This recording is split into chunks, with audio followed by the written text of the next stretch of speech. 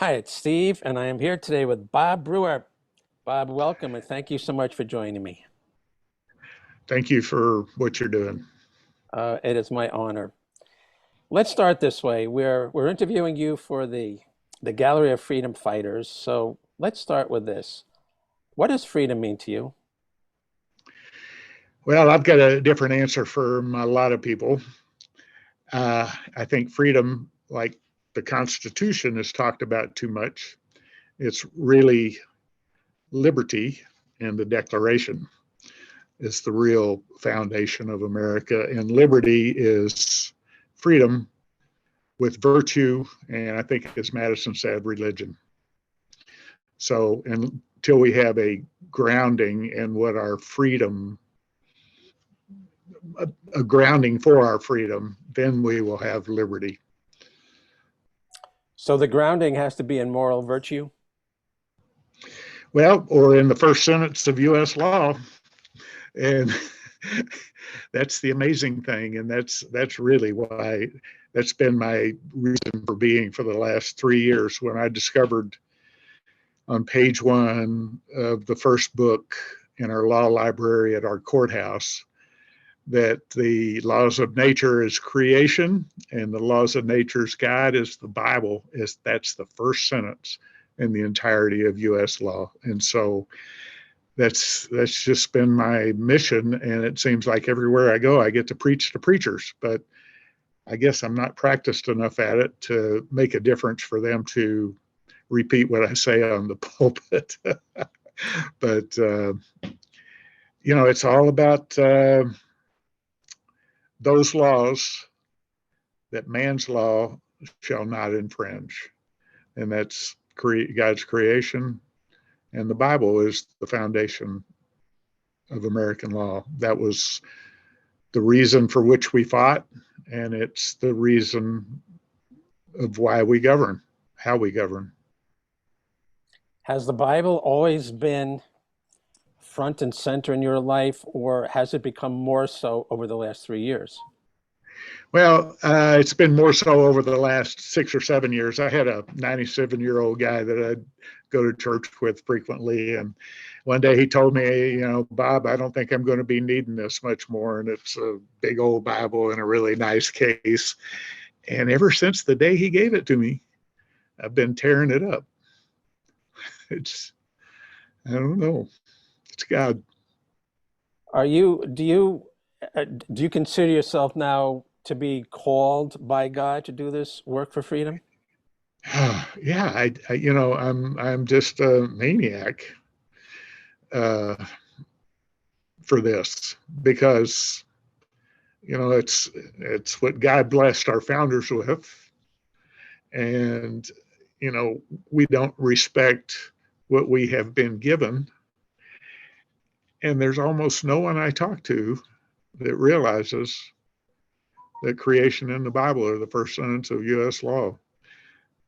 The only one that does know, that knew immediately right off the bat, was Ken Paxton when I was at somebody's house reception, and I pulled out my I carry around the first book of U.S. Code annotated, just like most people do. And I just sort of held it in his face, and I says, "What does this mean? This first sentence?" And so he told me. So I got a attorney general's opinion on first law. So that was a true blessing. But right now in Texas, he's under attack, like many other people. It seems like the heavy duty Christians, which he is, he actually got into politics by setting up churches in north of Dallas, and his congregations were telling him, "Hey, you ought to get involved in the legislature." So he ran. But I've got a bishop here who's arguably one of the best bishops in the United States for the Catholic Church, and he's looking like he may become defrocked. And also our best representative, just got removed from office, and now even on a local level, we've got some of our best Christians in elected positions are suffering a threat of removal. So it seems like it's kind of a pattern, and it's serious. And so I'm just speaking out as best I can. Good for you, but does it discourage you when you see good people lose? Well, they haven't. Well, I don't know. It's a learning lesson for everybody else. The first guy who I helped for 3 different campaigns on the third time he won, and then he's been there for 3 sessions. Uh, Somehow he got set up by the devil, and it was one of those drinking and sex things, and it's what happens to man.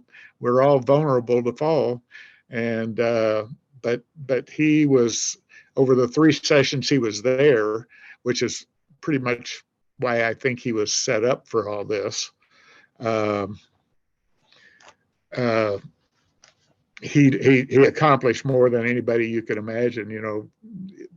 Just one man making a difference in the Texas legislature as far as the border goes and the budget and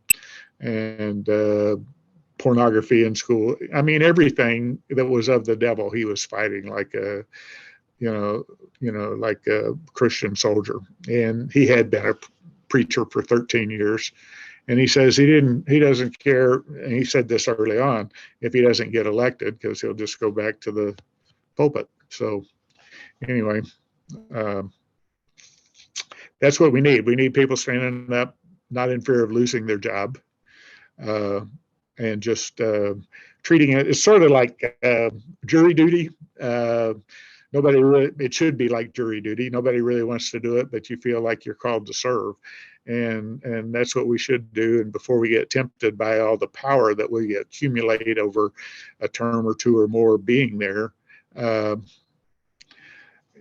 you replace it with somebody else that's demonstrated, knows their oath of office, and will stick to it and won't violate it.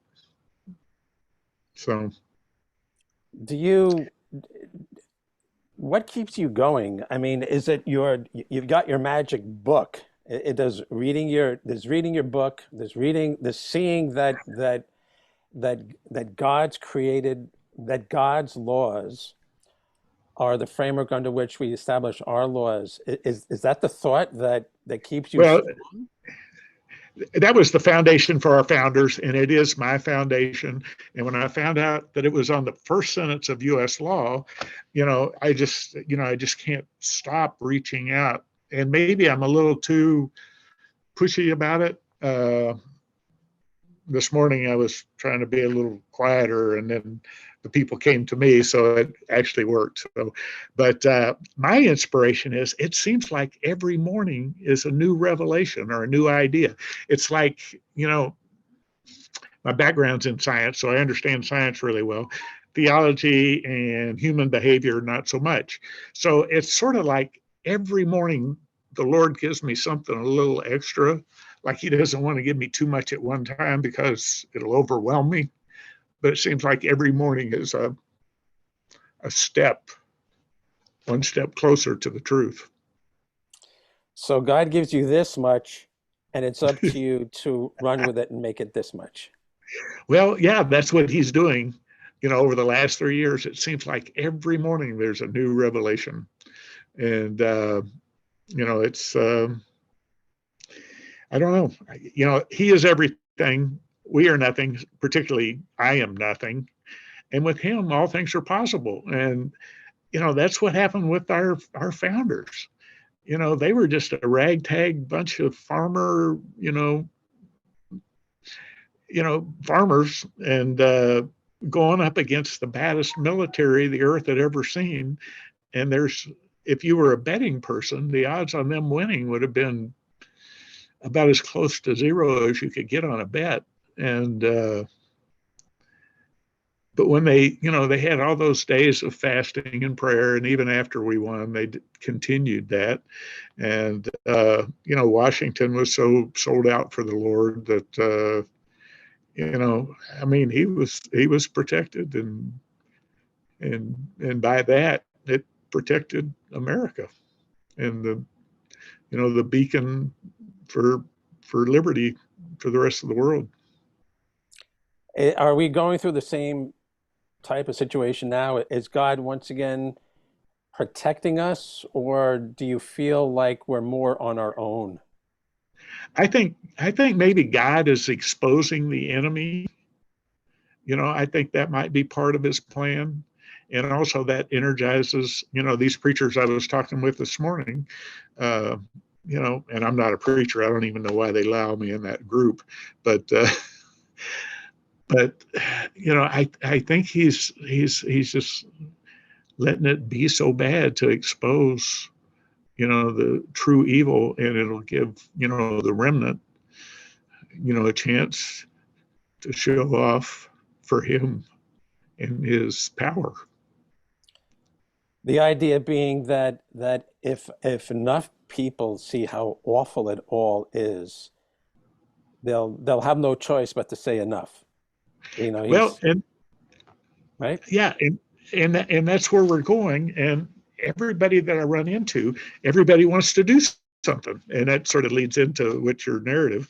Uh, and there are things that people can do. And one of your prior guests, Robert West, and a guy before him like Dan Schultz, with the using the precinct or the committeeman projects across America. So we have 3,142 counties. We have like maybe 300,000 precincts. For every 3,000 people of population, we've got a precinct. So do the math. I used to be able to do math in my head. Now I got to get a calculator. Anyway, but it's like, 300,000 precincts or hundreds of thousands of precincts. Well, and those are kind of like, at our founding, they had the committees of safety and the committees of correspondence, where you communicate, with the neighbors around you and more broadly between those communities to the other ones to get the news out. And I'm thinking the precinct project is just set up for reestablishing liberty in America. Uh, it's and I sort of associate it with an amendment, and everybody thinks I'm talking about guns, but it's really not. It's the Second Amendment, and it's not so much, the right to keep and bear arms, but it's that which is necessary for the security of a free state. So, and what is necessary is the public involvement of each of us. Each of us is a sovereign. It's we, the people, those three words above the preamble, uh, in order to form a more perfect union, establish justice, ensure domestic tranquility, provide for the common defense. And so, it's up to us. And we can do that on a precinct level. And especially with the parties, both the Democrat and the Republican parties, they have the records, and your elections administrator has the records of everybody that voted over the last number of elections, and their addresses and sometimes phone numbers and sometimes emails, depending on where you go to get the information. And so it makes it really easy to where you can connect with the 3,000 people that are in your precinct. And, I did that when I first ran for precinct. I ran for precinct chair just because of Bob's book and seeing the value of being involved at the most local of levels can bring. And it was just amazing, the people that when I was calling around on the phone. One guy was just a recently retired chief of cardiology at a major East Texas hospital, and that's right in my precinct. And then a bunch of nurses and a bunch of teachers and then ER doctors and all this kind of stuff. And I don't know, it's just amazing the level of expertise, and education that my neighbors had. I had no clue just because I hadn't reached out. And, I ended up talking to like 400 of them, out of a phone list of like 1,700. And so I need to do better. I went to a training Saturday. The GOP had a training for precinct chairs and getting out the vote and reaching out. And so one of their gals, a recent hire, but she's been doing this a long time all over the United States, is she goes and knocks on, in one day, 350 doors. It just boggled my mind. She says, well, ask your mailman, and that's what they'll do too. So if you really work at it, you can't spend a lot of time talking to people. It's mainly just leaving leaflets and stuff. But I think 50 is an exhausting day, and 15 or 20 is a good is a good day. With a day like that, you got to get tired. You got to get you got to think like, why am I doing this? So, I mean, do you carry your book with you, or when you're on your own, going door to door or phone to phone, what keeps you going? What are you Well, thinking? I haven't done that much door to door, and it was, like it'll be 2 years ago in March that it started. And well, anyway, a little before that. And if I carry around my bag, everybody will think it's a Bible. Well, it is a Bible, but it's also my first book of U.S. law. So I made up this little invitation push card, and at the very top it says, it's a quote from Blackstone, Sir Yeah. William Blackstone, who was pretty much the most quoted guy by our founders. And it says that no human laws should be suffered to contradict these. And that's the laws of nature, which is creation, and the laws of nature's God, the Bible. So, and then the next few sentences, well, the second sentence of U.S. law, it talks about all men are created equal with the unalienable right to life, liberty. They meant to have property in there, and the pursuit of happiness. And then the third sentence of the first page of the first book of U.S. law is with the consent of the government. And so it's like every one of these voters that I'm talking to, they have all those rights, and they should be able to give their consent in how local government operates. And so on the backside of this note, I've got all this, I'm trying to fill all public positions with, it's a little weird right now. It says oath teachers, Oath but teachers. anybody that's sworn an oath of office, they have to know the Constitution. They really have to know that they have to know the Bible, and creation. So kind of what I'd like to start a chain reaction where everybody that runs for office, they need to be vetted by, my precinct is, 3,000 people. In Smith County, we've got like 80 some precincts. So 3,000 times, 80, 20, 240,000 people, something like that. So if each of those precincts was vetting each of the people that are running for local office, like the constables, school boards, city council, commissioner's court, and make sure that they know that the oath that they will be swearing, what that means if they win office. And then after they win office, then they teach it to, everybody in their community. So, and I did teach our current judge. I facilitated a class, and I brought the author of the book in the class itself, a guy named Bob Hilliard. He's down in Buffalo, sort of in the center of Texas, a little bit east, and brought him up. And at the end of the class, okay, first of all, I had him running for county judge. I had a lady running for city council, and then I had a gal that's one of our senatorial districts. They call them SRECs, Senate Representative Republican Electoral SREC. Now anyway, it's a big position. There's 31 women and 31 men in the state that sort of control the Republican Party. So they were all taking this course.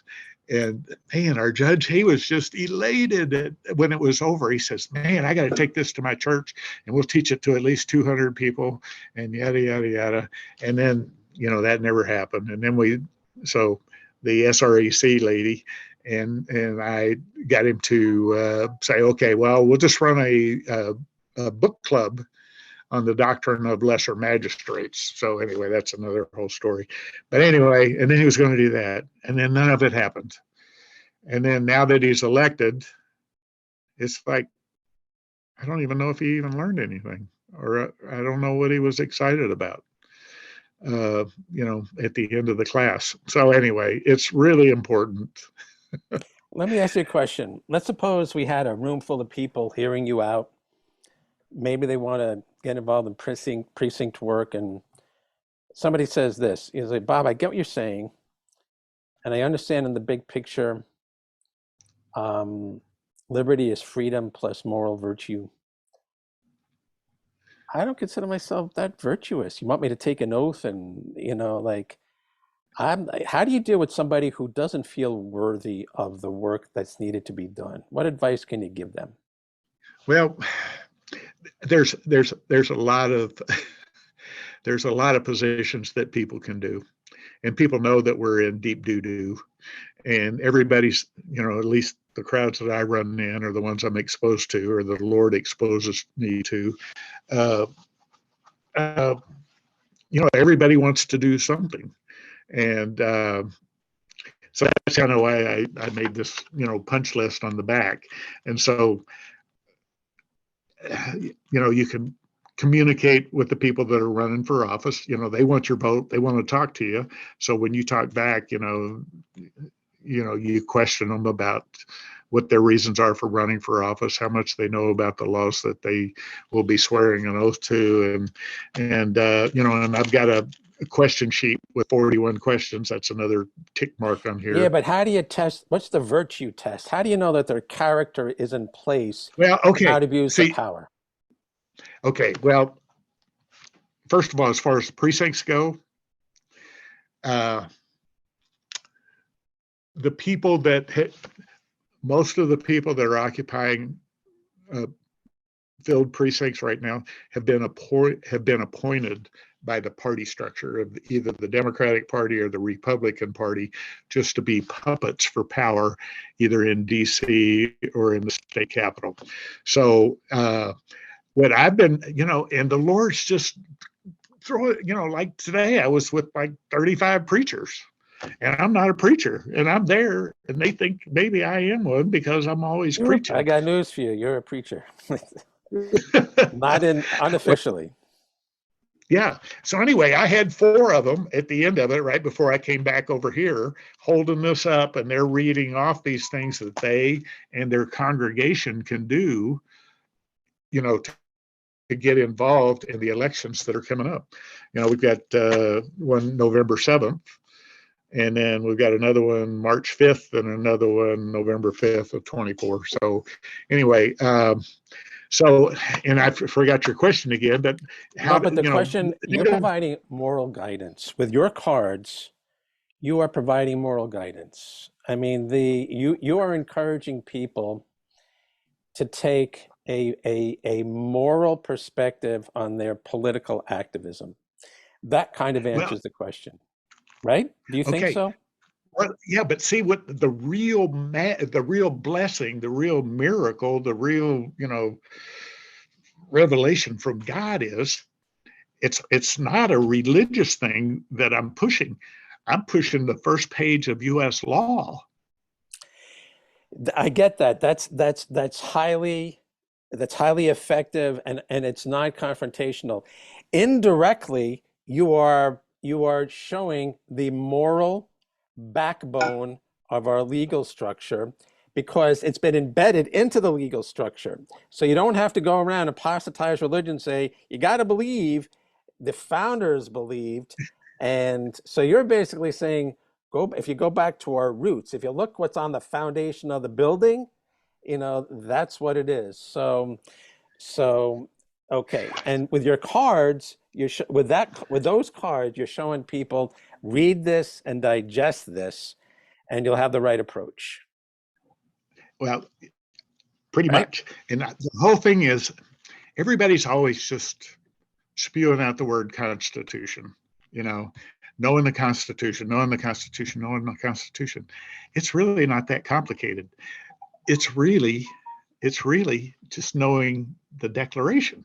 Yeah, And and that was 11 years before the Constitution. yeah, And it is the reason that the Constitution was written to yeah, protect these things in the Declaration. yeah, So if you want a Constitution lesson, all you really need to know are the first three sentences that go down to yeah, about here in the Declaration.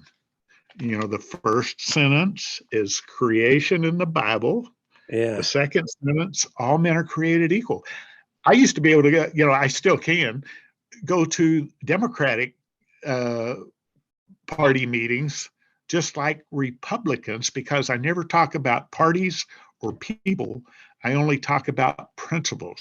right. And the principles I talk about, and this, especially in the Black community, because I'm just all the preachers I was with this morning, they were the only Black preachers, but they stayed around. Anyway. So I'm pretty much in the Black community, and